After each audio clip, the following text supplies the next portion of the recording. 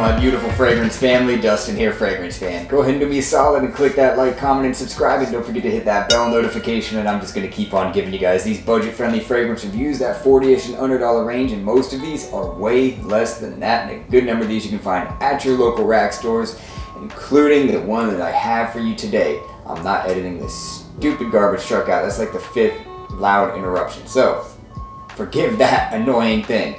Without further ado, the notorious house of Milestone. This is King Fabulous.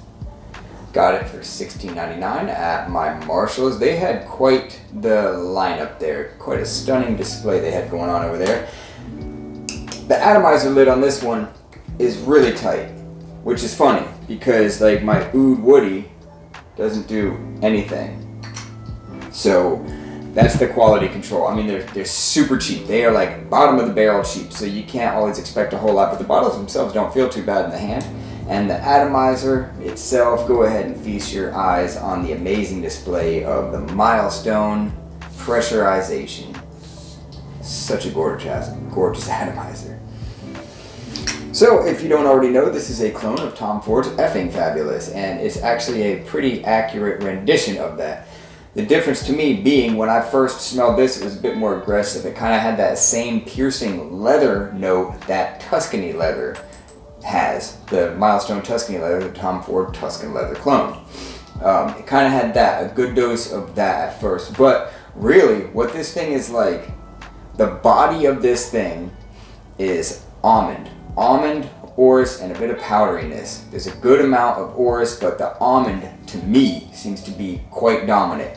It's like, imagine getting almonds, getting that white meat out of it, grinding it up into a paste with like water or something like that, and like what you would get were the fresh shavings of just the meat part of the almond. And it seems like that's what's going on in here. This thing actually isn't a real flat smelling fragrance on me. It actually has a bit of depth and character with that leather accord going on, the orris and the almond kind of coming together at the same time, and a bit of cashmere for like the smoothness. There's a little bit of a smoothness, a little bit of a powderiness at the same time of the powderiness. It's like the almond gives it a bit of a creaminess as well. Performance so far after the few times that I've wore this thing is quite good. It's not a beast by any means, but it is quite good. I'm getting 6.5 hours every time I wear this thing. Not sure if this one is going to garnish you compliments. It may or may not. This is one of those fragrances that people either like or they just cannot stand. And I can tell, even the original Tom Ford, I can tell why people don't, because that almond note almost seems like it could be quite off-putting, a little bit polarizing, if you will, because there's so much of it, and it's not something that you would normally find in a fragrance. You find nutty accords and stuff like that in fragrances, but not quite as much of the hefty dose as you find in this one. Occasions to wear this is strictly a cool weather, probably better in the evening, fall, winter fragrance, maybe the earliest days of spring. That's what you're going to want to wear this one. I wouldn't necessarily say this is more business than it is like a casual type of a wear, but it would work well in either one of those.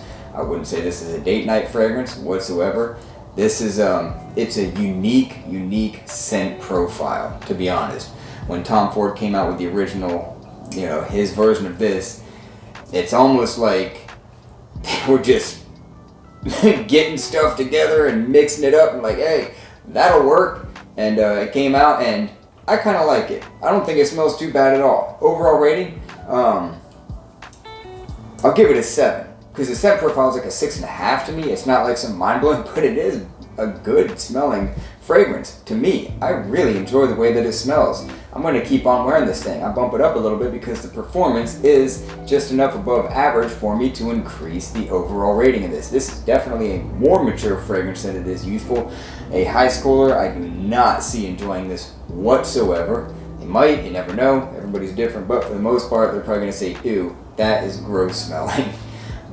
And it's a good possibility that your common, not Acqua di Gio, Calvin Klein, CK1 type person, Versace, Eros, is probably not going to like this either.